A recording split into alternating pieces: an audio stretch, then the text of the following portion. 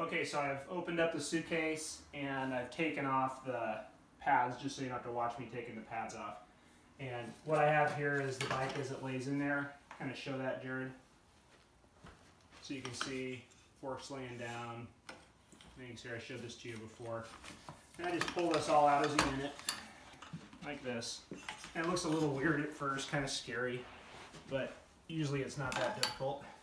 Bring the fork down and around like this. And it just goes right in the deal here, like that. Fold it, turn the bars up around, and then they go like that. What'll happen here is the little ferrules and cables, they'll come out of the stops and you just push them in. And you want to make sure they get seated in there. Here's a good example of one. You want to get the ferrule seated, get it seated right in there so it's against the stop. Here's the brake one. So they're all good. And you can always facilitate it by making sure these are tight, pulling these tight. At this point I haven't put any of the spacers on there, I've just got it in. Every once in a while when you travel, the cables here, as they're in the suitcase, as you put it in, they'll get twisted once. So if you just kind of look at this here, you can see just where things go. You know, here's the rear brake coming here, and then the front brake is coming there.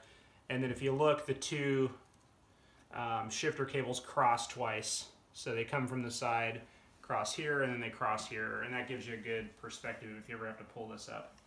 Once I do this, I take, and I've got all my stuff here with the headset, and now that you have everything set, you can just pull this off. All right, and then the first thing you put on here is the headset lock ring. And sometimes the grease will start to wear off here after you've done it a few times, so occasionally I'll put a little layer of grease on there and then pop it back on there like that. Once it's all the way on there, seated, now your fork is secure.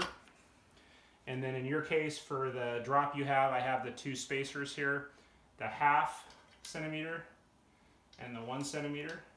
Put that on.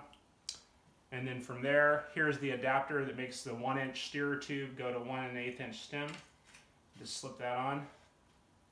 Right, and now you can actually put the stem on there.